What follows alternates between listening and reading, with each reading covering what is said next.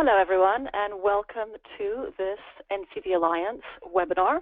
As per usual, we have an action-packed webinar, and we will be going through some updates from the UN. We're going to be hearing about the outcomes of the latest UN General Assembly, about the SDG indicator process, and also about the latest on the Commission on Social Development and Commission on Status of Women. We are going to be hearing about the different WHO consultation processes currently going on, childhood obesity, the contributions of non-state actors, on dementia as well. We'll also be covering the 9th Global Conference on Health Promotion and the Shanghai Declaration. We'll be hearing about the discussions regarding the general election for the WHO Director General. And we will also be hearing about some of the regional updates about the regional committee meetings of the WHO, the global dialogue, and the different civil society meetings being organized. And then finally, we're also going to be hearing a little bit about our environment and health agenda. So without further ado, I would like to pass over to Priya Kanayson of the NCD Alliance for some updates on the different UN processes ongoing and about the General Assembly that just finished. Thanks very much, Cristina. So next slide, please. I will be giving some brief updates on the UN processes here in New York, as Cristina mentioned, starting with a quick summary of the UN General Assembly, an update on the development of an indicator framework for the Sustainable Development Goals, and providing information on 2 sessions taking place in New York in early 2017, which is quickly coming upon us. Next slide, please. So the 71st session of the UN General Assembly was held on the 19th to 23rd of September, which feels like quite a long time ago now. The overarching theme was the SDGs, Universal Push to Transforming Our World, and included high-level meetings on migrants and refugees and on antimicrobial resistance. Heads of state and government delivered statements highlighting their commitment to achieving the SDGs in an increasingly difficult world, citing the refugee crisis, climate change, health epidemics, and rising inequalities as some of the major challenges. Next slide, please. And so I'll just give a very brief look at some of our takeaways from the week. I know many of you were also in attendance and following the proceedings. There was not a strong focus on health, kind of what was expected, but what was discussed, there was a very strong focus on antimicrobial resistance, AMR, as can be expected given there was that high-level meeting. And there were several NCD-related events, including our own on improving access to healthcare for people living with NCDs, while others focused on nutrition. There were actually quite a few side events on nutrition and non-communicable diseases in fragile situations and young people. Throughout the week, there was also a strong focus on the need to create new, meaningful partnerships with relevant private sector engagement, and that's something that we've heard since the adoption of the 2030 Agenda, and that the private sector, relevant private sector, will need to be engaged for us to meet those goals and targets. And the UN High-Level Panel on Access to Medicines also launched their report during this week, which responded to their mandate, but many felt it fell short of the opportunity provided to address issues beyond IP. And one of the exciting outcomes from our point of view was that the Health and Post-2015 NGO group agreed to compile a status report on health in the SDGs for the 2017 High-Level Political Forum, which is the main review body for the 2030 Agenda and the SDGs, held in July in New York. And this is particularly relevant given that SDG 3 on health will be reviewed next July. And if you would like to be involved or find out more information about this, please do contact me. And finally, in his address to the General Assembly, President Vasquez of Uruguay, who's a long-term champion of tobacco control and policies on the prevention and control of NCDs, called on the global community to come together to form an alliance to tackle NCDs. So it's very exciting to have someone at this level call on the global community, including academia, heads of state and government, civil society, and relevant private sector to address NCDs. And so we are following up with him on this and how we can support him in this endeavor. Next slide, please. So related to the 2030 agenda, some of you may have heard the fourth meeting of the Interagency Expert Group on SDGs, the IAEG SDGs, was meant to be held in October in Addis Ababa, but was unfortunately postponed. It will now be held November 15th to 18th in Geneva, and the format and the agenda for the meetings remain the same, and so you can find all that information by following the link there on the top of the page. The results of the online consultation, which was held in the preceding months, ended in September actually, will be discussed during the two-day members-only meeting, and this is members of the IAEG who are often from the national statistical offices. They will discuss the online consultation results as well as the other issues on their agenda and work plan, and their decisions will be presented during the plenary session, which is open to all stakeholders on the 17th and 18th of November. So this plenary session is open for stakeholders who were originally registered to attend the meeting in Addis Ababa, and is now currently full, so they're not accepting additional registration, but we will be following the proceedings and providing updates accordingly. Next slide, please.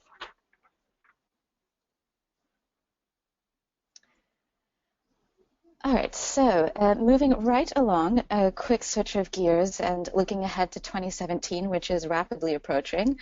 I'll first cover the Commission for Social Development, also known as CSOC-D, which will be held from the 1st to 10th of February in New York. And the priority theme is a focus on the eradication of poverty in order to achieve sustainable development, which also ties nicely in with Goal 1 of the SDGs, which is eradicating poverty, ending poverty in all its forms. And the provisional agenda is now online, and you can find that by following the link there on the slide. And the Commission's work is mandated to contribute to the follow-up and review of the 2030 agenda by promoting cross-cutting themes and conducting their work with the SDGs in mind. And as you can see, their theme does align with the SDGs. And civil society organizations in consultative status are invited to register online by the 20th of January. And you can do so following the link at the bottom of the page there. And that link will also provide more information on CSOC-D and registration, as well as on the Civil Society Forum, which will be held on January 30th and 31st prior to the official opening of the Commission. Next slide, please. And following CSOC-D, in March of 2017, the 61st session of the Commission on the Status of Women, also known as CSW, will take place, and they will discuss progress and gaps in the implementation of the Beijing Platform for Action, as well as emerging issues. Their priority theme is women's economic empowerment in the changing world of work, and this will also tie into some of the emerging issues from as related to the 2030 agenda and the SDGs. Again, civil society in this consultative status with ECOSOC are invited to attend and register, and this will open on this upcoming Friday, the 11th, and will remain open until the 27th of January. So more information can be found online by clicking the image at the bottom of your screen there, and we'll continue to provide updates on these processes via our weekly newsletter and website. So with that, I will turn it back to Cristina, and I'm happy to answer any questions. Thank you, Priya. I am not sure we have any questions yet from any of our participants, unless NCD Alliance staff can also see those questions. Thank you for sharing this, Priya. It's great to see that, of course, all this preparation for the Commission starts now, and these dates to register are coming up soon. So thank you for flagging this. Also, thank you for indicating that it was quite, I think it was quite significant to hear a head of state, President of Uruguay, specifically speaking about NCDs at the General Assembly and making a call for more action, particularly at heads of state level. So I wanted to ask you a little bit, if you could just tell us a little bit more about that, Priya. I know that we're always talking about having kind of high-level commitment. So what are some kind of ideas on how to engage them, or what some areas of interest might be there? Sure. So yes, this is kind of the first time that we've heard a head of state calling for the global community to come around NCDs at the UN General Assembly and in this forum, and so it's quite exciting, really, and we're hoping to use this as a sort of pushing off point to gain some support from other heads of state and other and government to translate their commitments, their verbal commitments to more political action and leadership by working with civil society in countries and national and regional advocacy to really increase the attention to NCDs. And so I think from the NCD Alliance point of view, we are trying to kind of galvanize the support and bring this together at our forum next year in December. Fantastic. Thank you so much, Priya. I would now like to pass over to Alena Matzke of the NCD Alliance, who's going to tell us a little bit about the different ongoing consultation processes of the WHO. Over to you, Alena.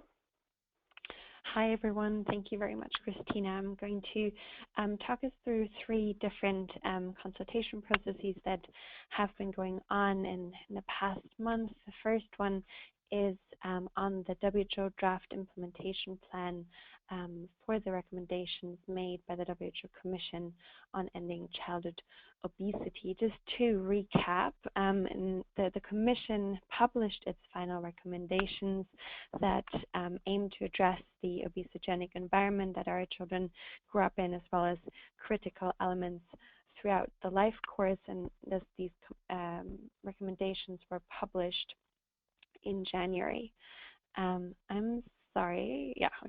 So in May 2016, the World Health Assembly then mandated the Secretariat with the development of the implementation plan that was then opened for public consultation in October, so just a month ago. And NCD Alliance worked together with the World Cancer Research Fund International and the World Obesity Federation to pull together a substantial submission that was then also signed by 23 global as well as regional and national organizations working on NCDs, which is a really great outcome.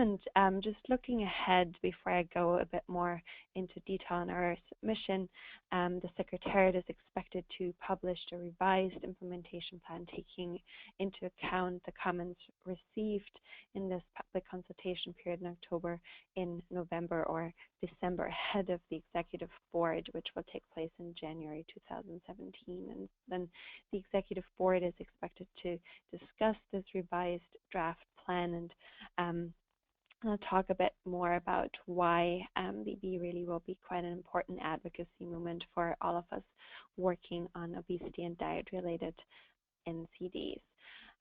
After the EB in May next year, the World Health Assembly is then expected to adopt the implementation plan if everything goes as planned. Next slide, please.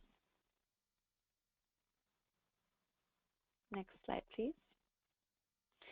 All right, so just a bit more detail on our submission, which you can access once we send around the slides after the webinar. There's a link at the bottom of the page if you haven't had a chance to look at it.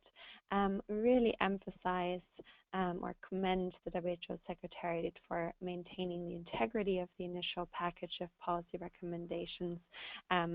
We all know that no single intervention will halt the rise of the growing global obesity epidemic, and it's really critical that governments implement comprehensive packages rather than just single interventions.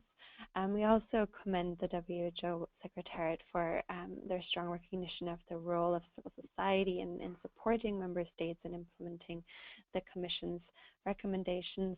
And then we make specific recommendations around 3 key points, really. The first one is around the lack of specificity of the guidance that is provided to member states. So outlining here specific recommendations as to how the plan and its guidance can be strengthened so that it's really useful to member states in the long term. One of our major concerns is really around the lack of a monitoring and accountability mechanism to track progress on the plan. Right now, we have no targets and indicators and no real framework for evaluating progress, and we all know that in the absence of such a framework, it is questionable that much will happen at the national level. A third point that we raise is the role of the food and beverage industry in perpetuating the epidemic of childhood obesity. We find that the plan as currently is doesn't provide sufficient guidance on how to protect policymaking from corporate influence, and really also doesn't sufficiently recognize the role that the food and beverage industry is playing here. Our main recommendation, along with a lot of smaller recommendations, is really to propose a second work phase in order to develop a framework for evaluating progress of the implementation plan with very clear targets and indicators ahead of the WHA, the World Health Assembly, next May. And we recognize that this will require considerable additional work and additional consultation, and therefore which is the rationale for which we propose the second work phase. And so far we feel that this proposition has resonated with the Secretariat and also other stakeholders, and so we really hope to see this being picked up. In terms of next steps, I mentioned that the Executive Board in January is critical, especially pushing for this framework for evaluating progress, which may not be very popular with member states. So we are gearing up to advocate around this recommendation, for example, considering a joint letter to member states ahead of the Executive Board to get our messages across, and we'll keep you updated on these developments. Next slide, please.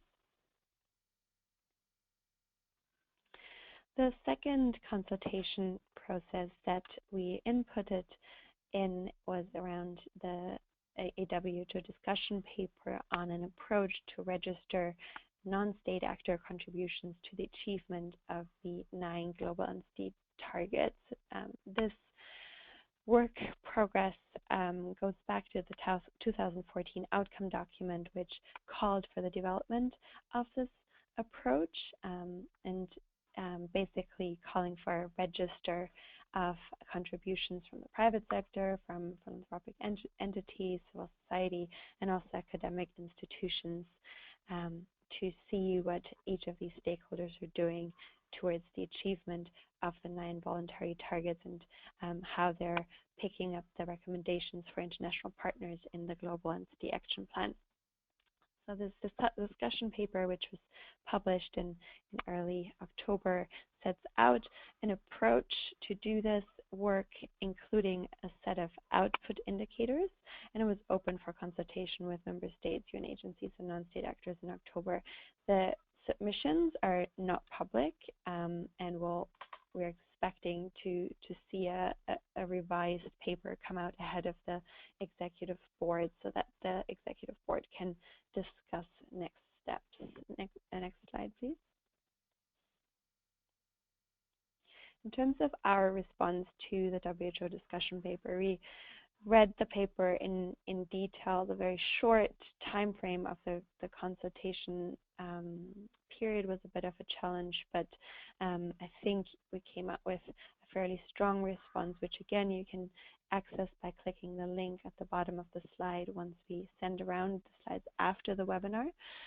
We highlight that we are in full alignment, of course, with the fact that non-state actors, including civil society organizations, play an important part in supporting national and international action on NCDs. And while we really appreciate the work of the GCM NCD Secretariat acting on the mandate provided by the 2014 NCD review outcome document to establish this framework to register contributions from non-state actors, we're quite concerned with the fact that the approach is currently laid out in the discussion paper really lacks in specificity as to the purpose, the process of making commitments, and also the monitoring and evaluation component of the proposed register. We don't feel that the incentive for non-state actors to register commitments is made sufficiently clear, and we also require a lot more information on the process for making commitment. Most importantly, though, we're concerned with the fact that the current scope, mandate, and available resources to the Secretariat would not allow for tracking the achievement of commitments that would be made, and we question the value of a register that they can't track commitments.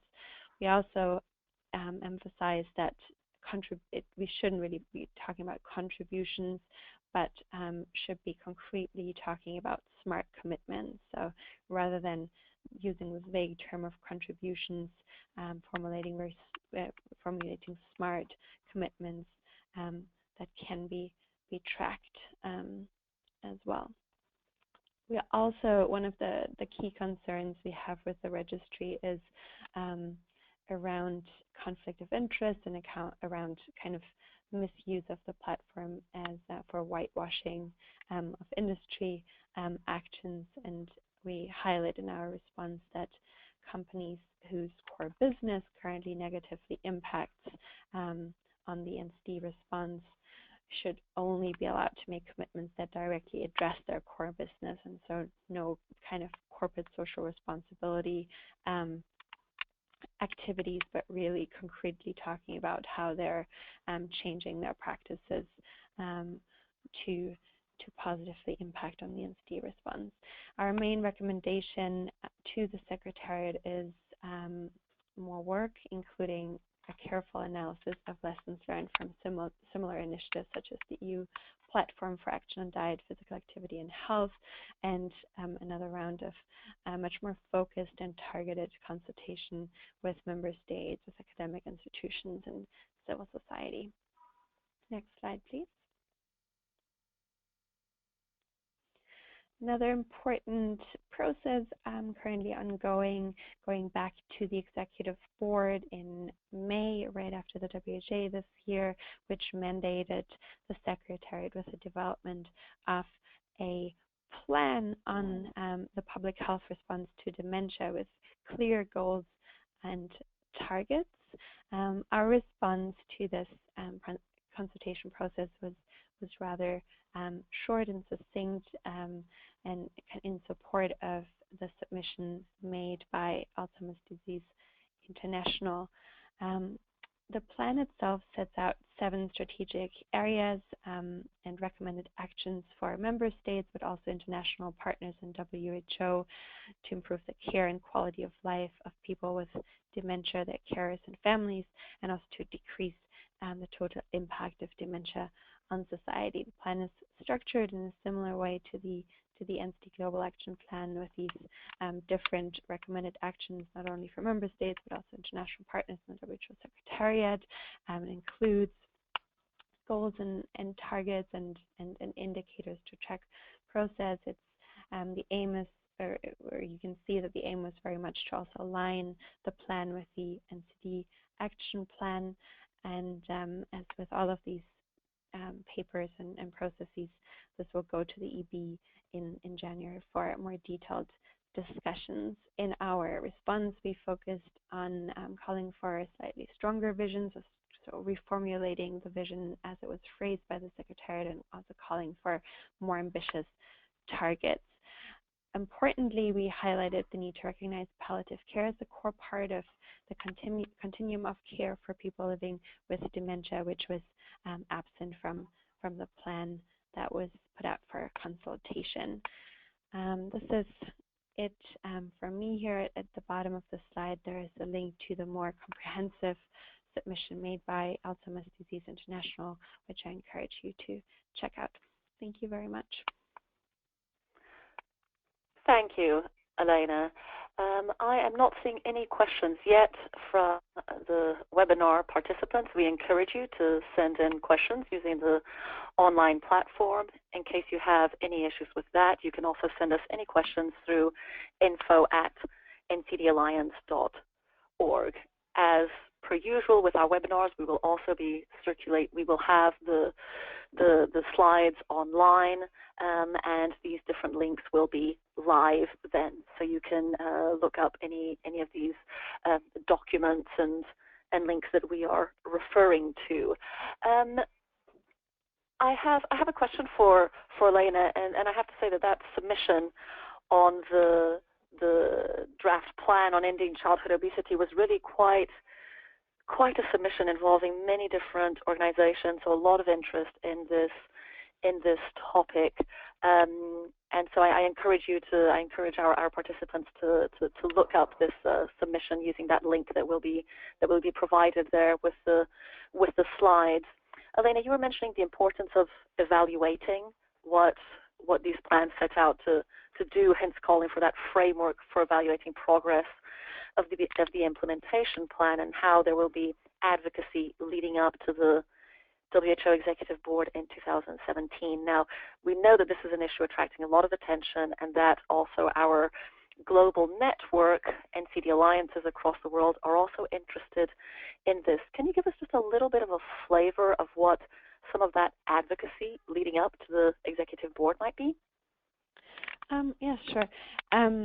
I think one of the steps that we are considering is an open letter to member states that will be open for sign-on by the organizations that we collaborated with on the submission, but also really to the wider network to add more weight to it, and really showing what we are expecting of member states. I think it's very important for member states to see that the global NCD community, but also the broader public health and nutrition community, is watching this process closely, especially within the context of the UN Decade of Action on Nutrition.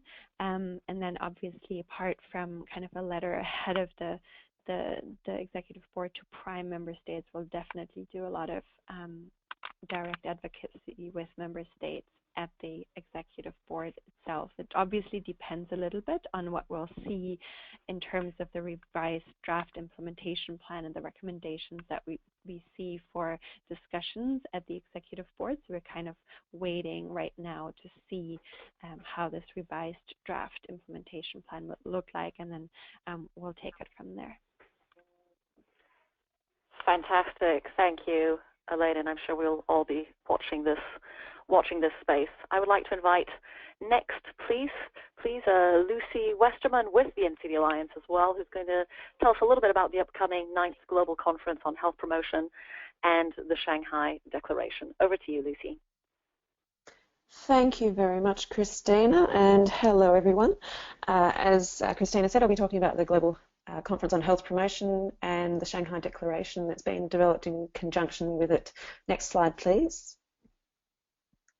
So, with the 9th Global Conference on Health Promotion, it will be held in Shanghai from the 21st to the 24th of November this year. The conference takes place every 2 years and was last hosted in Helsinki in 2013. The 2016 Global Conference will be linking global health with the Sustainable Development Agenda, and it will explore and in turn call for commitments in 3 key areas around good global governance, healthy cities, empowering equity-driven health literacy, and will also include a showcase on how Shanghai is putting the Healthy Cities vision into action.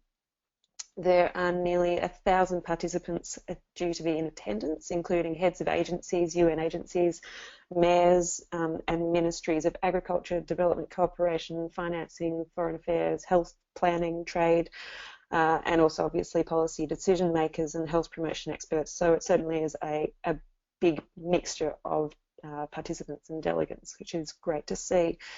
Katie Dane has been invited to speak at the session at a session on digital health and the SDGs, so she'll be there. I'd like to draw some attention to the resources developed by WHO and UNDP for the conference. There are 4 policy briefs on the conference website around healthy cities, cross-sectoral action, social mobilisation and health literacy. And they're very worthwhile reads and draw in the Sustainable Development Goals and how there are links to each in there. Next slide please. So one of the key title things of the conference is Health for All and All for Health, which is a common health promotion message. And this will, as I said before, link to the Sustainable Development Goal agenda. There are 3 main goals of the conference. So they are raising awareness about the importance of health promotion in a strategic approach to delivering the 2030 agenda, highlighting the need for reflecting on health promotion in national SDG responses, and showcasing how health promotion can accelerate progress on specific targets. Next slide, please. So the main outcome of the meeting. Next slide, please. Thank you. Ooh.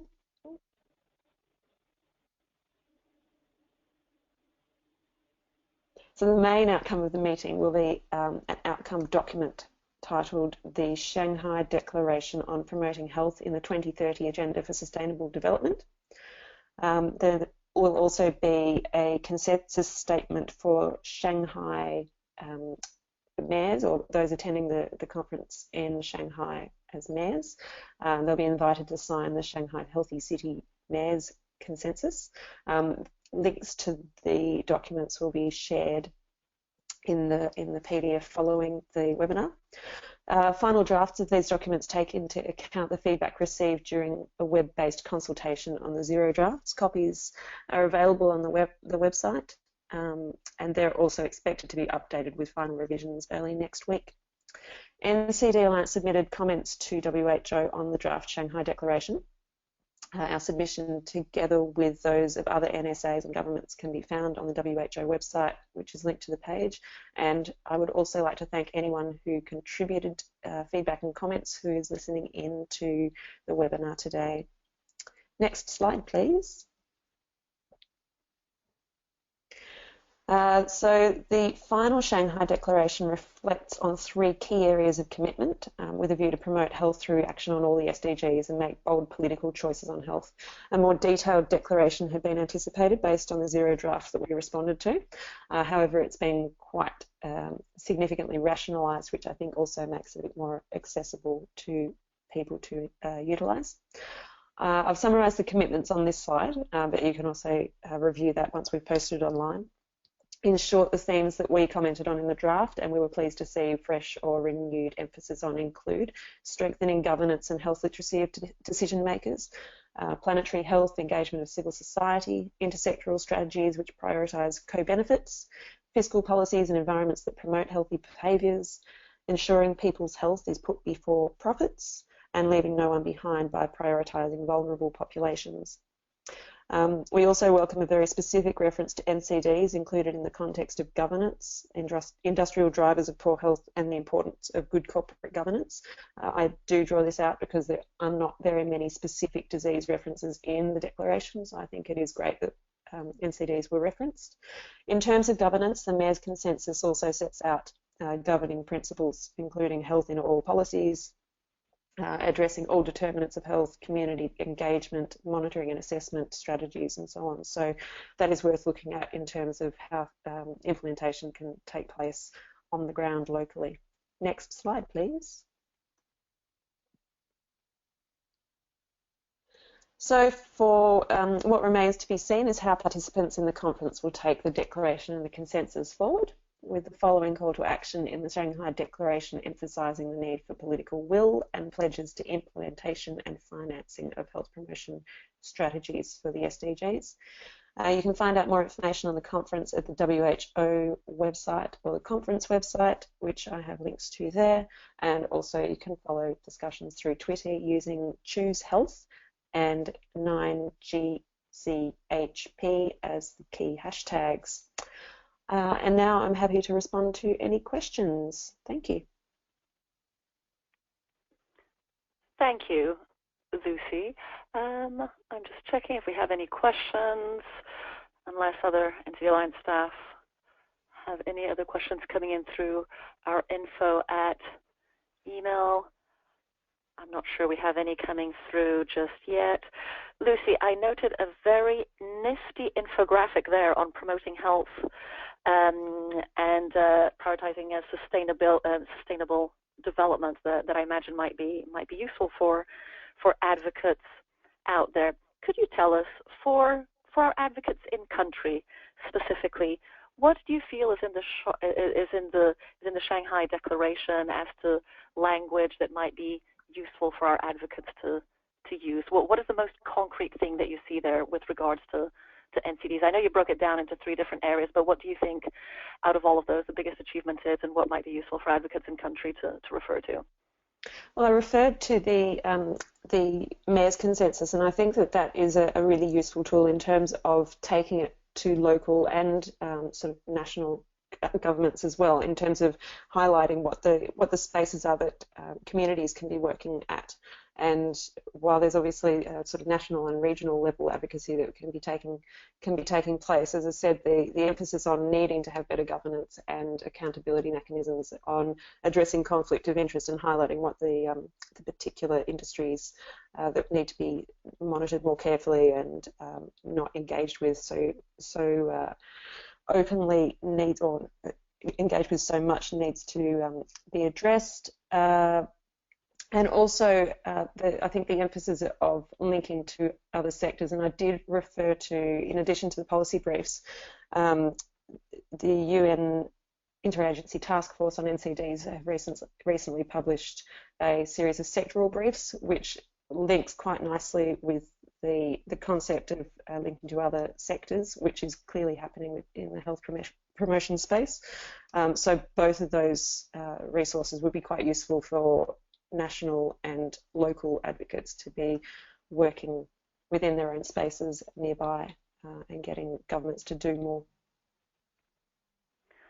Fantastic. Thank you, Lucy. And again, we encourage people to check out the different resources that are in our webinars, as these will have a life post-webinar by living online. Now, in global health circles, there is a lot being discussed with regards to the WHO Director General elections. There were a couple of events at WHO headquarters and also Chatham House with regards to the different candidates, and of course the NCD Alliance is following this very closely and seeing how NCDs might feature in the different candidates' responses. I would like to pass over to Josianne Galea, our Capacity Development Officer at NCD Alliance, for some updates, please. Thanks, Cristina. Okay, so I guess today is as good a day as any to talk about elections. As we all know, Margaret Chan's term is coming to an end. She was elected in 2006, so she has done 2 terms of 5 years each. So I'm just going to go through some of the context, the process that's already passed and the future one, and how perhaps this election is different to what it usually looks like, before going over very brief profiles of each candidate and, where possible, outlining their positions and their statements on NCDs. So what's happened so far is that in 2016, in September, member states announced their candidates. Then there was, in October, a web forum. This was private, where candidates answered questions by member states. And this month, there was a candidates forum. This time, it was webcast and public, so you can go online and look at the candidates' responses to questions by member states.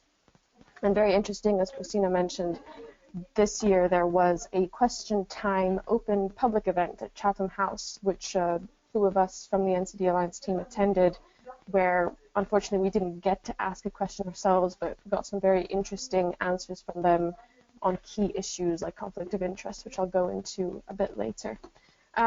Next steps in this process will be that in January, the executive board will select 5 candidates to interview, and this will be happening through successive ballots.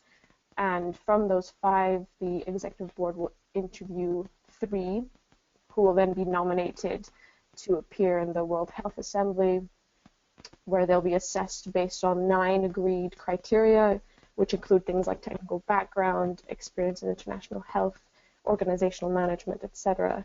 And then one of them will be appointed in May 2017, and they need a quote-unquote clear and strong majority to get the position, and their term will begin in July of 2017.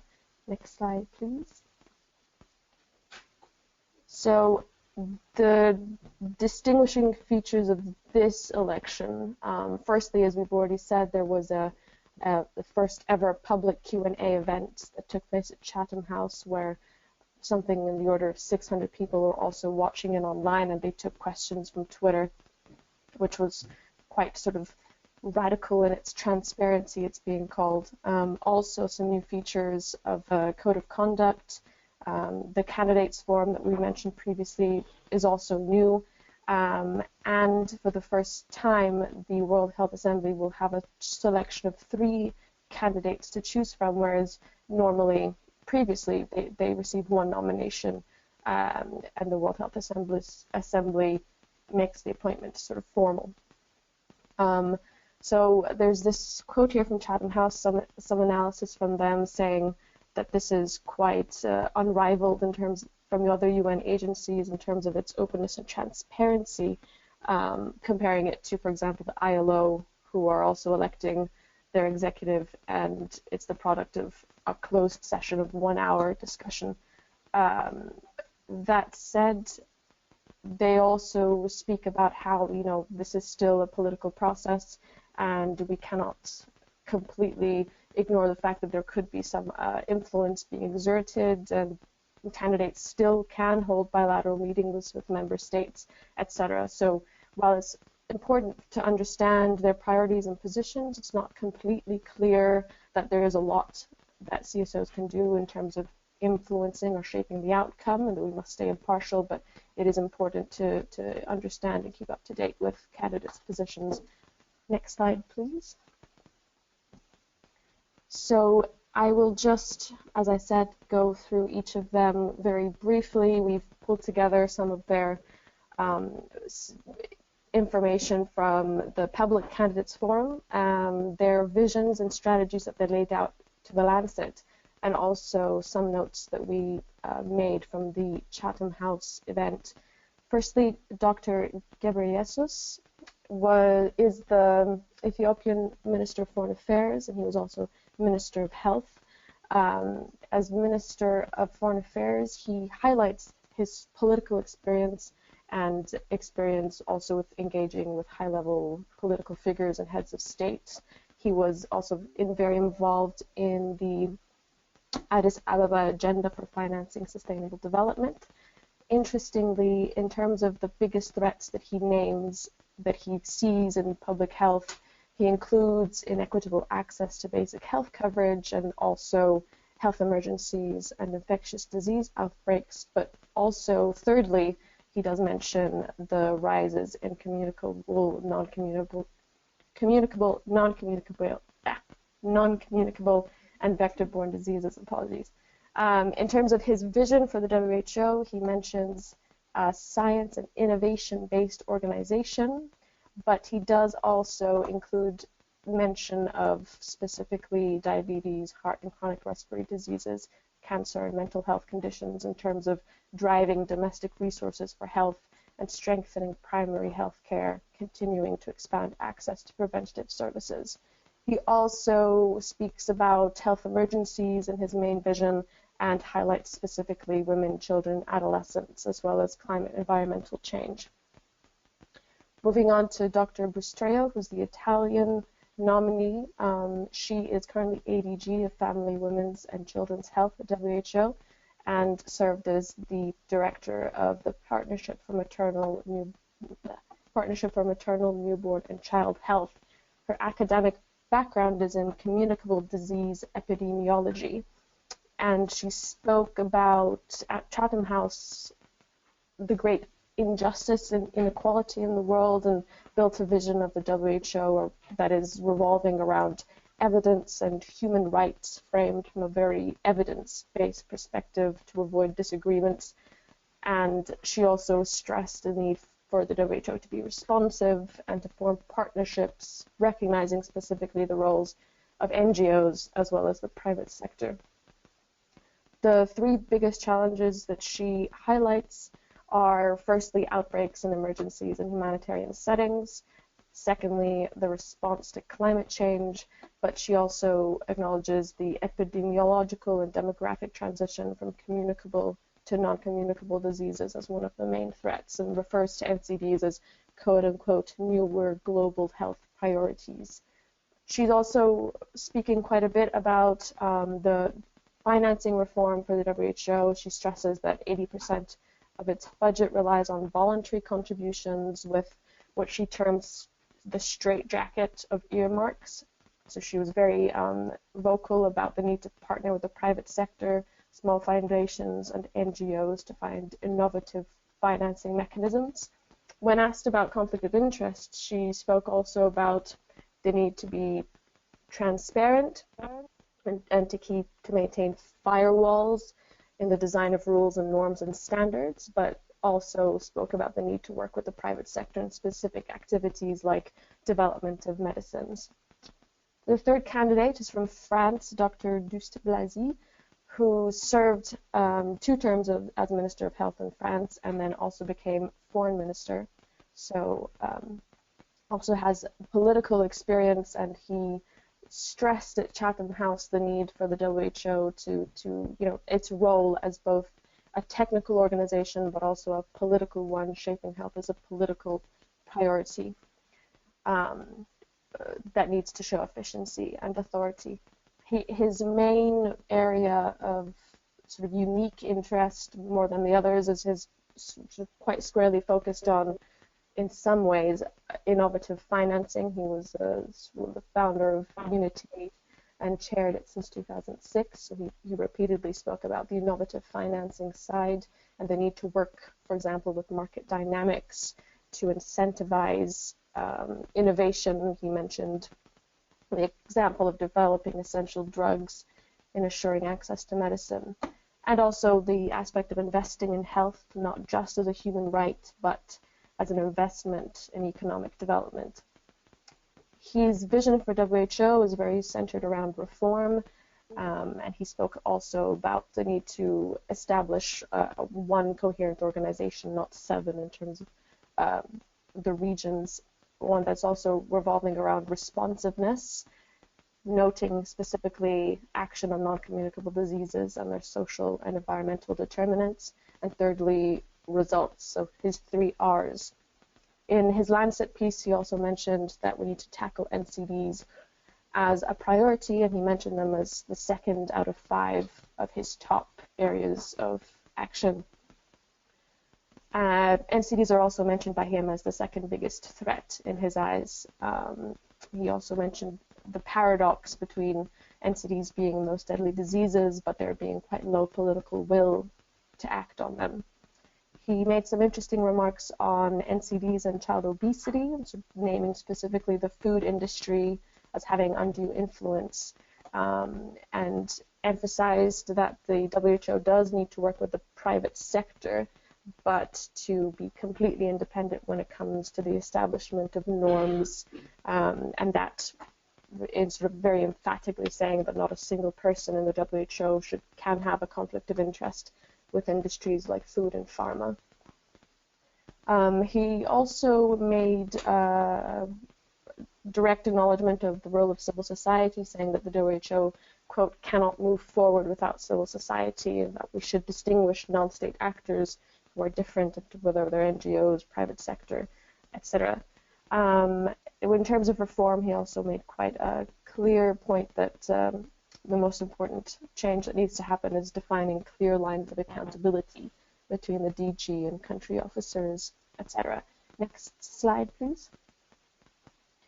The candidate from the UK is Dr. Navarro, who led the UN response to Ebola in 2014 and 2010 cholera epidemic, and appointed special advisor on the 2030 agenda by Ban Ki-moon last year. At Chatham House, he didn't specifically refer to NCDs a great deal, but he did speak about some very pressing concerns that are relevant, from UHC to conflict of interest and CSO engagement. In his Lancet vision, he speaks about NCDs as part of WHO's contribution to the SDGs, and spoke about continuing to focus attention on the economic, social, political, and environmental determinants of health, and rephrased around the unfinished work of the MDGs, along with addressing the quote-unquote growing challenge of non-communicable diseases. He was very keen also to frame health as a whole of society issue that belongs to all sectors, including CSOs, businesses, and academia, and something that no governments can tackle alone.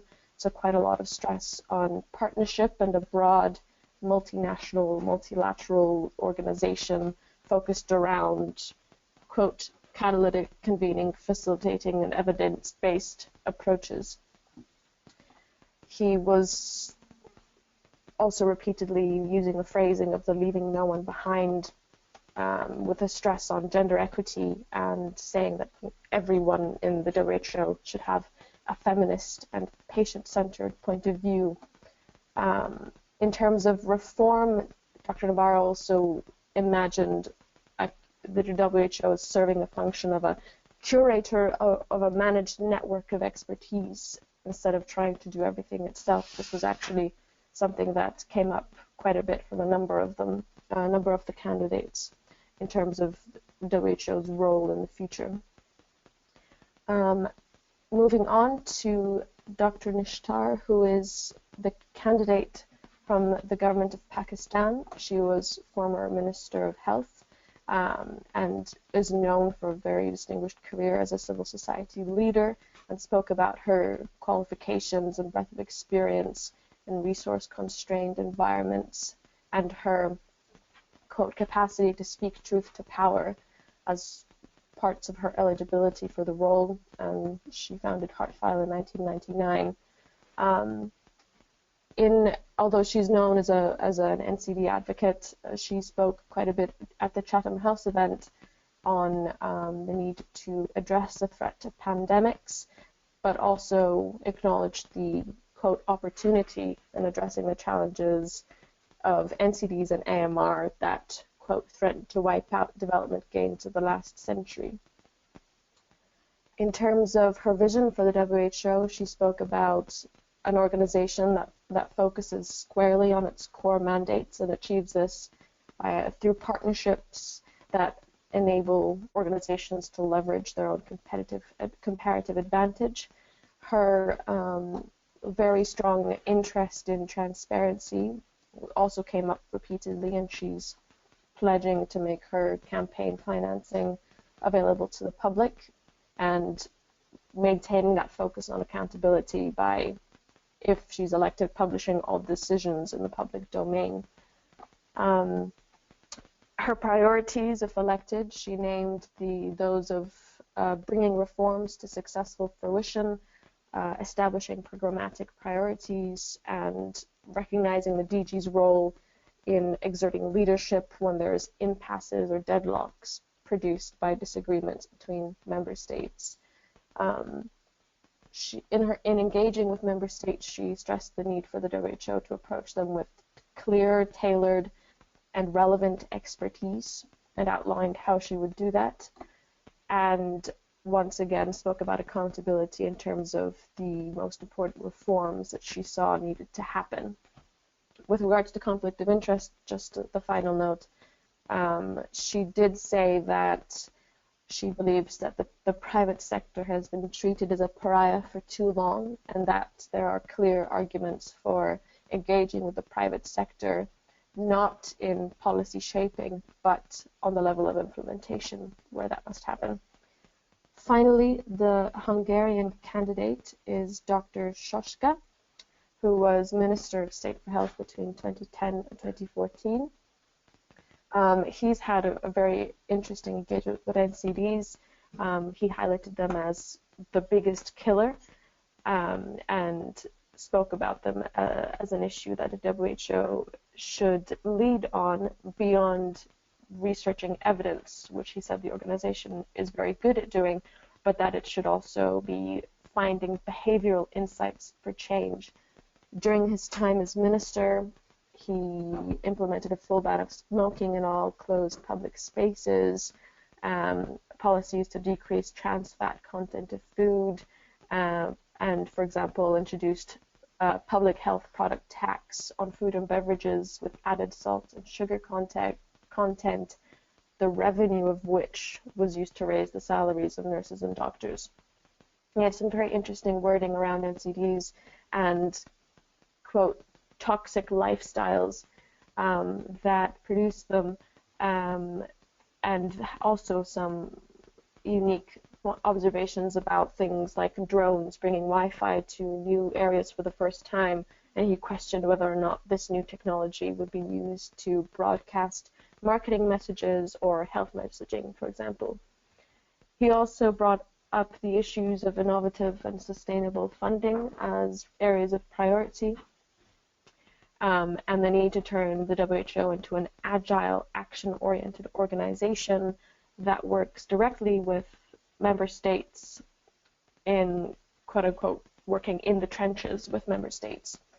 He also pointed out that non-state actors needed to be disaggregated and that there are very big differences between them,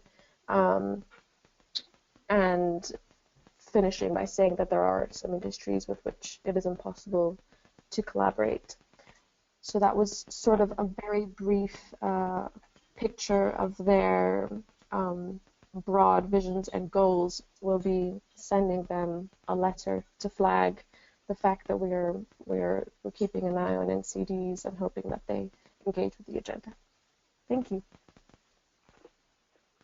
Fantastic. Thank you, Josie. I'm looking out here for questions from our participants, either using the website or contacting us at info@ncdalliance.org. Not seeing anything come through yet, but a fantastic update there and real some nice analysis there of what we're seeing, both from the angle of what is unique about this election process and what makes it different from the ones before, and then this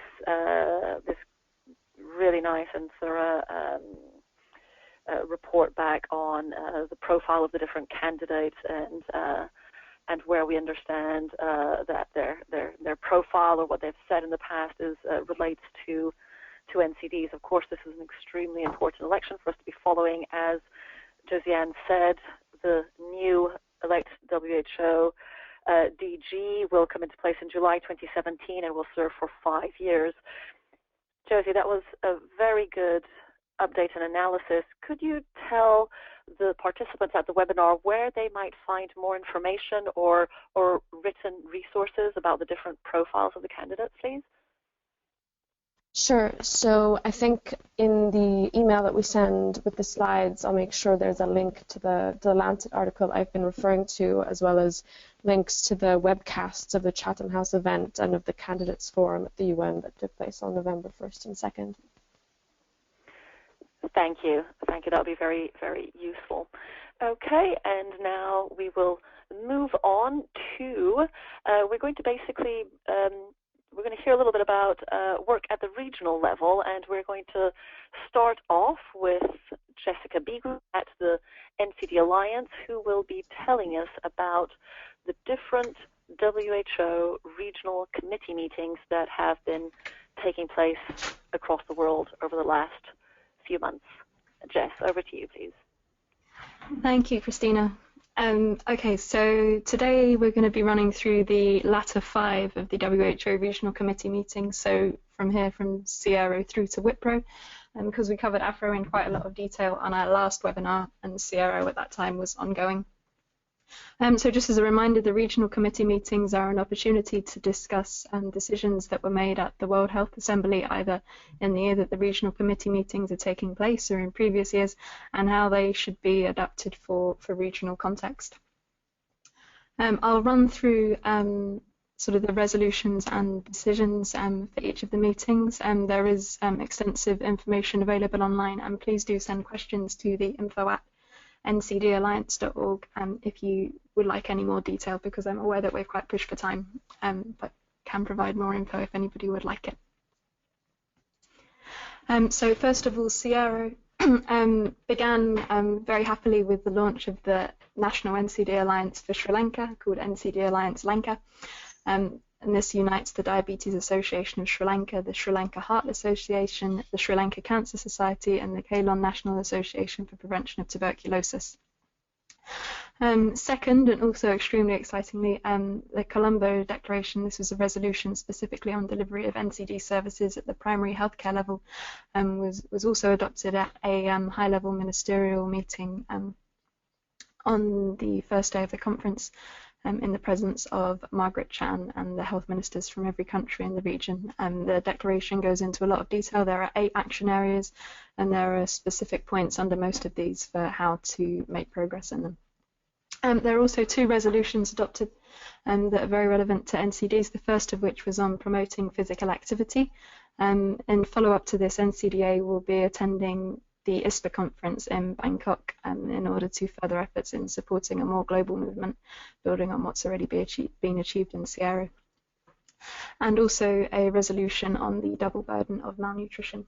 And once these slides are online, those links will be active, and you'll be able to look up the Colombo Declaration on NCDs and the Sierra statement that we made jointly with Alzheimer's Disease International.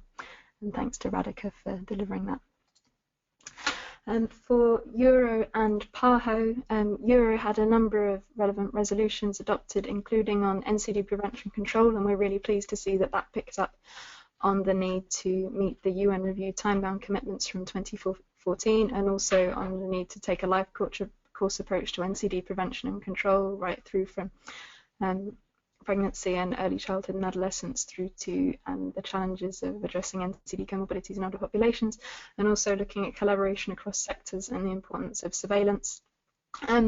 Also resolutions on the 2030 agenda on integrated health systems for person-centered services, particularly in light of the double burden of communicable and non-communicable diseases, and then resolutions on the health of migrants and on women's health and well-being. And it's worth noting that although those resolutions didn't themselves mention NCDs, the background papers that were also discussed at the conference did go into a bit more detail on NCDs. And at Euro, we're grateful to World Heart Federation for delivering a joint statement. At PAHO, there were resolutions on engagements with non-state actors and also on the health of migrants, and a joint statement with the World Heart Federation and the Inter-American Heart Foundation. And at EMRO and WIPRO, so for EMRO, we saw a resolution on scaling up family practicing and progressing towards universal health coverage, as well as an NCD Alliance statement. And at WIPRO, there were statements on Sustainable Development Goals and on environmental health. And happy to answer any questions on the regional committee meetings, either via the info app or the chat function. We seem to be having problems with questions, so if people have sent questions and they haven't been answered, they would be really welcome to info@ncdalliance.org. You can see the email address here on the screen once more in case it's not showing in your inboxes, and we're sorry if there is a technical issue. Thank you. Thank you, Jess. I think it's really encouraging to see the subject of NCDs touching upon so many of the different resolutions coming forth. I know there's a lot of enthusiasm around the Sierra resolution on physical activity. Also, there the double burden of malnutrition and several of the other resolutions. So I think that is great to note. Could you just and very briefly, because I know that we are running out of time, the NCD Alliance has always accompanied the regional committee meetings and accompanied these agendas, but this year we've made a real push to engage advocates working in NCD Alliances to actually be following and in some cases to actually attend these meetings. Could you just tell us a little bit about what strength that adds to us as a movement overall to have these voices there? So, of course, one of our longer-term priorities is in translating the global NCD goals and targets into action at the national and regional level, because there'll be no progress made unless we see concerted progress made there. And nobody knows the national and regional context better than the people who are actually working in civil society organisations in those countries. So this year we've developed the statements that were delivered in partnership with people who are most of all aware of the local context, and we hope to be able to do this at an even greater scale next year. Thank you. Thank you, Jess, and thank you to those advocates that took part of the regional committee meetings and were actively advocating for NCDs at those. We will now, I believe, the next item on our agenda, we're going from regional to global, and then we'll come back to regional, but I believe the next speaker is, again, we're going to have Jessica Beagley from the NCD Alliance. Oh, no, my apologies. It is my turn. Sorry, we will continue on the regional work, and I would like to update on the recent global dialogue that just took place in Mauritius, and then letting you know a little bit about different regional civil society meetings that the NCD Alliance has been organized and involved with. So if I could start off here on the global dialogue. Next slide, please. Thank you. A quick reminder about what are these global dialogues. These are organized by the WHO Global Coordinating Mechanism on NCDs, and of course and I'll use the acronym GCM for brevity here. We know that the work of the GCN, this was established by the WHO Director General in 2014. And their scope and purpose is to enhance the coordination of activities and multi-stakeholder engagement and action across sectors to contribute towards the implementation of the WHO 2013-2020 Global Action Plan on NCDs. The GCM has different functions highlighted here in this slide, and the different activities to support these functions have included the establishment of working groups that are tasked with providing recommendations to the WHO Director General on ways of actually encouraging progress at the national level to realize the different commitments that we saw come forth in 2011 and the outcome document then. And those different working groups, we are seeing now working groups on inclusion of NCDs in other programmatic areas, health education and literacy, as well as alignment of international cooperation with national plans on NCDs.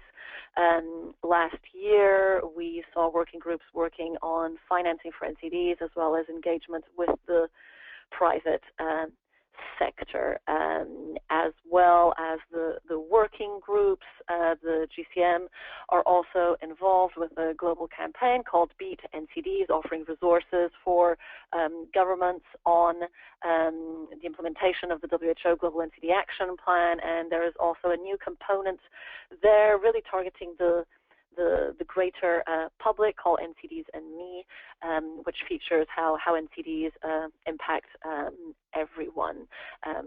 And finally, we also have the global dialogues. Next slide, please. So this year we saw a global dialogue organized by the WHO GCM take place in Mauritius from the 19th to the 21st of October. This had over 100 participants, and this one specifically focused on the role of non-state actors in supporting member states in national efforts to tackle NCDs as part of the 2030 agenda. And by non-state actors, we mean by non-state actors, the WHO GCM particularly means non-governmental organizations, NGOs, philanthropic foundations, private sector, and academic institutions, and these were represented the groups that were in attendance at this global dialogue. It was co-chaired by governments of Mauritius and France, and so this was a 3-day meeting, and basically this was structured to encourage discussions around multi-stakeholder collaboration in different areas: governance, planning, monitoring, and multi-sectoral mechanisms, and really identifying what the different opportunities in these areas are. And next slide, please.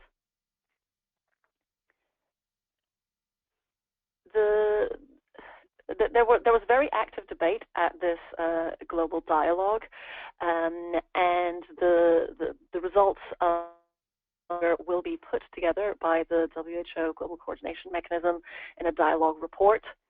But emerging from this global dialogue, we are seeing a co-chair statement, and this is something that we haven't seen in previous global dialogues. And this particular co-chair statement, we are encouraged by the fact that it goes into and recognizes the different roles played by civil society in awareness, access, advocacy, accountability, and it basically identifies different bottlenecks to progress, and these include things like lack of international financing, unmet demands for technical assistance, industry interference, insufficient taxes on unhealthy commodities, lack of expertise to include NCDs in the SDGs response.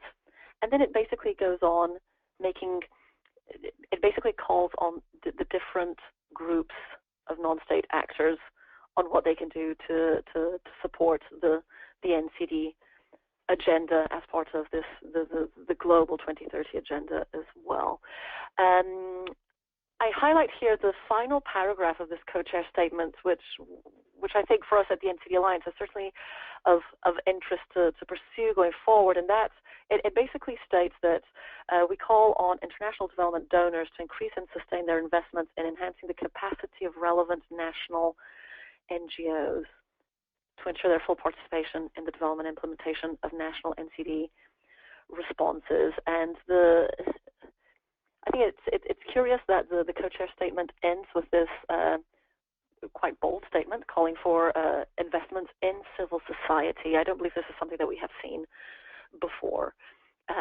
What we understand is that the co-chair statement, together with the dialogue report, is going to feed into the process leading to the 2018 UN high-level meeting on NCDs, and we understand that it will be reflected or will be feeding into the UN Secretary General 2017 NCD report, and certainly the NCD Alliance will be following this process closely, and how we can take certain elements of the co-chair's statement and using it in our advocacy efforts going forward as part of the work leading to 2018. There is a link there to the co-chair statement. You can see that in our materials that will be online after this webinar. As I said, there was active debate. There were a lot of civil society organizations in the room.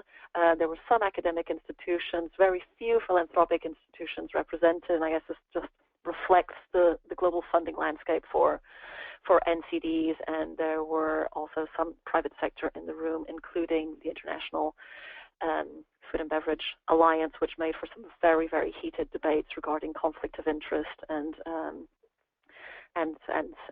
particularly this alliance and these industries and the role they actually have to play in the problem itself.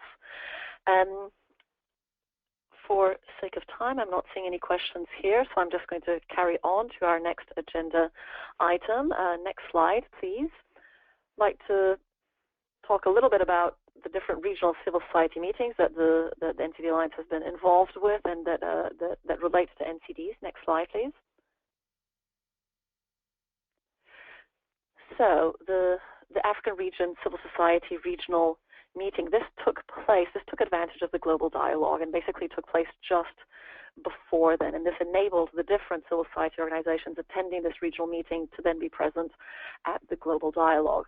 This meeting was organized by the NCD Alliance in collaboration with WHO AFRO. It had approximately 60 representatives of CSOs from across the African region. This is the first time that civil society on NCDs from the African region was brought together. The meeting itself was called a regional consultation on the roles and responsibilities of WHO and CSOs in the prevention and control of NCDs in the African region. And I think that this was really, a lot of the discussion was about this, the contributions of civil society, how to work, how that interaction of civil society organizations and WHO is happening in country, but also at regional level, and how we can strengthen that relationship.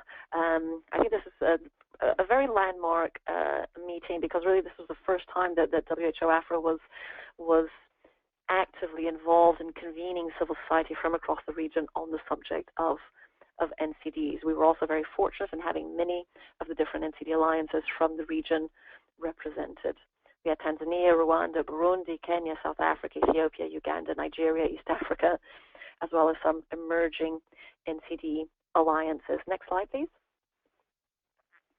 Thank you. The goals and objectives of the regional meeting were to convene CSOs and to share experiences and lessons learned, and also to review and provide input into the draft WHO AFRO NCD framework. This is a framework that is quite different to the NCD framework that we've seen in the other regions, in that it includes recommendations for member states, borrowing from the Global Action Plan on NCDs, but it also really goes into, it's a collaboration framework. This framework actually really delves into the roles and contributions of civil society towards NCDs, and this is something that we haven't seen in other regions to this level of detail. Now, this is in draft format. This meeting served to actively consult on it, and we understand that following the meeting that there will be some edits made to this framework following the feedback, and that the idea is that it should be that it will be shared for adoption at next year's regional committee meeting for the WHO AFRO region. The other thing that emerged from this meeting that was particularly key was a regional network of CSOs in the region. This is something that we have been working on for quite some time, and we saw some really we saw a group of organizations from across the region taking on the creating of an NCD alliance for this region particularly. So we're very encouraged with this. Next slide, please. Now, the outcomes of the meeting, as I think we've covered this already, that a civil society network is emerging and forming. We also produced a mapping of NCD civil society organizations in the WHO AFRO region. Thank you to everyone that took part of that mapping, and this should be available online, and we will be putting this online for you to for people to see the preview mapping, and again that also there was this really encouraging active consultation with civil society on the regional framework for collaboration that WHO AFRO has been drafting. Next slide, please. If I could just shift gears here and just mention a similar meeting, this again being organized by the NCD Alliance in collaboration with the European Chronic Disease Alliance and co-sponsored by the World Health Organization. Similar style of meeting like what we saw for the Africa region.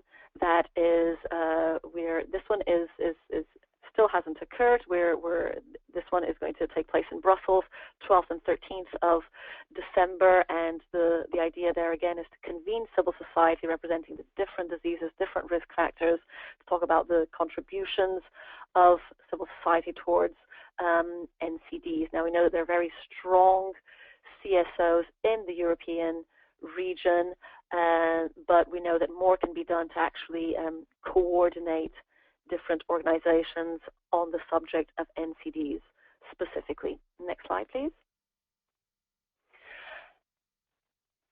Of course, we will be convening NCD CSOs with a view of supporting the emergence of national, regional NCD alliances. One of the real outcomes that we have seen of these regional meetings is the interest of CSOs in the NCD agenda and the emergence of NCD alliances and networks in different countries. Now, a final point here on the European regional meeting, and that is that this one is really being framed upon the just recently adopted 2016-2025 WHO European Action Plan for the Prevention and Control of NCDs. Next slide, please. Again, we will be conducting a mapping of NCD civil society in the region, and we will be reaching out to our networks to help promote the survey methodology that feeds into such a mapping. Next slide, please. Okay, and this is the update on the regional work. I know that we are getting very short for time. I'm not seeing any questions here from our participants, and unless I hear otherwise from NCD Alliance staff with regards to our info at email, if there are no questions coming through that, I would like to pass over to Jessica Beagley to quickly go through our next agenda item regarding environment and health, please. Hello again, everybody. So we've got 3 more slides and 3 minutes, so I will be short and sweet, and then everybody can have a lovely lunchtime, afternoon, or evening.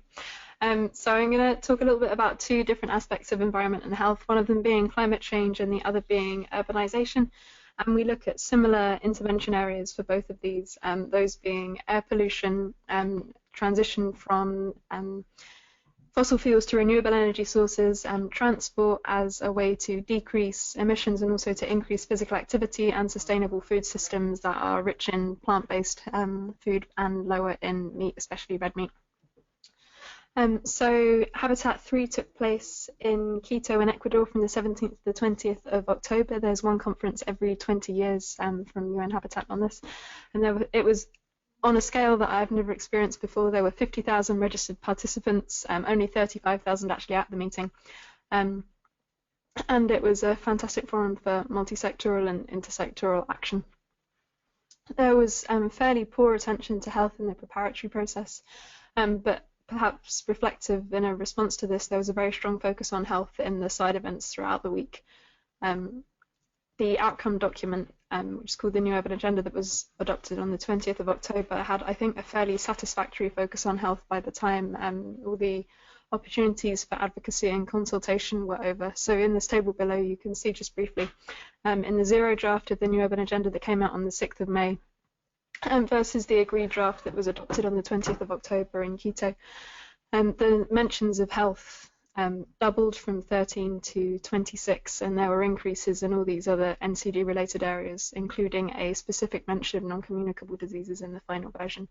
The only place that we saw a decline was in physical activity, which reduced from 1 to 0 between those 2 drafts, but this was compensated for with the increased mention of walking and cycling, which in many ways is more valuable because the people that are implementing these interventions at the local level might not necessarily understand or be able to think about how to improve physical activity, but concrete mentions of walking and cycling are definitely valuable. So what next now that we've got a new urban agenda? The new urban agenda is entirely aspirational. There's very little in terms of concrete action laid out within it. We do know that we need to collaborate with local governments. I think at least the NCD Alliance is much more experienced in dealing with global and national governments, but it's absolutely essential now to get involved with the local authorities. And linked to these concrete interventions that we need to be investing in, WHO released a publication called Health is the Pulse of the New Urban Agenda, and this contains a lot of country and city case studies and concrete interventions, and it sets out the 4 roles for the health sector that you can see below. And I think at this point it's really important to just clarify a little bit the need to balance between evidence and action. There is a massive amount of evidence on how air pollution impacts health, and at this point we shouldn't be investing more, for example, in generating evidence on air pollution. It is really, really useful to collect data on air pollution at local levels, so that people can use this in their own local advocacy, but really it's time now to move to local action, and to action rather than research on some areas, although much more research is needed in other areas. And we've been lucky to be part of a really dynamic group of organisations, both UN agencies, civil society and private sector, that are working on this. So if anybody would like to collaborate and be part of that group as we move forward to implementation, then we'd really welcome your contact. And you can see the link to the WHO publication at the bottom there. And finally, ongoing at the moment in Marrakesh in Morocco is the 22nd Conference of the Parties to the UN Framework Convention on Climate Change. Very happy to let you know that the threshold for entry into force of the Paris Agreement was achieved on the 5th of October. And the threshold needed to be ratified was at least 55% of parties to the convention, and also that these are responsible for approximately 55% of global greenhouse gas emissions. So COP22 will focus on action items to achieve the priorities of the Paris Agreement, with just a few areas highlighted there. And in terms of the role of the health sector, it's very much about promoting co-benefit solutions like the ones I mentioned earlier, multi-sectoral dialogue, and low carbon and climate resilient health systems as well, to make sure that healthcare isn't actually contributing to climate change in itself. And just a few events taking place this week. That you can see below, there's the launch of the Lancet Countdown on Health and Climate Change taking place on the 14th of November. And there'll also be an event in London for anybody who's interested on the 16th of November. As well, on the 14th of November, an event by WHO and the Climate and Clean Air Coalition, which also covers UNEP and countries like Norway. And this is on air pollution, climate change and health. On the 15th of November, there will be a ministerial meeting on health, which is incredibly exciting because it means there's sufficient health minister participation at COP22 to warrant a ministerial meeting on health, environment and climate change. And again, that's hosted by WHO. And on the 15th of November, there will also be an event by WHO Morocco, UN Habitat, UNICEF and others on SDG 3 and how it relates to climate change. And there is a full list of health side events for anyone who knows people in Marrakesh at the moment that's available on the website of the Global Climate and Health Alliance. And with that, I will switch over to the last Q&A slide of the day. Wow, what a fantastic webinar we have had. Thank you for that, Jess. Very busy times in environment and health, I see, and fantastic to see a call for anyone interested in the urban agenda to be involved. We are coming to the end of our webinar, but we did receive a question for an earlier presentation, and that was if CSOs have a role, if any, to play in the WHO Director General election. I'm sure we have Josianne Galea on the line who presented on this. Josie, over to you, please. Yeah, sure, thanks. So on this, it's hard to say, although we're sort of celebrating the new level of transparency in this process. It is still a political one, and the Chatham House event, for example, where all sectors were invited to ask questions, was not actually an official part of the election process of the WHO. So it's difficult to say or pinpoint the precise role that CSOs can play, but what our approach is to say that, okay, so one of these candidates will be the next Director General, and we're trying to ensure that they participate in the NCD agenda by, sending them a letter, and hope that they take a public position on NCDs through their campaign. So a more general role for civil society to make sure that NCDs are prioritized as areas of action as opposed to having an official role within the WHO election process. Yeah. Fantastic. Thank you.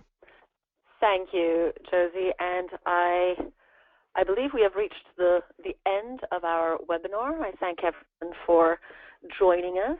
The next webinar will take place likely in January next year, and definitely before the WHO's executive board meeting. So thank you much to everyone, and you'll be able to find the different slides relating to this webinar online. Thank you very much, and bye-bye.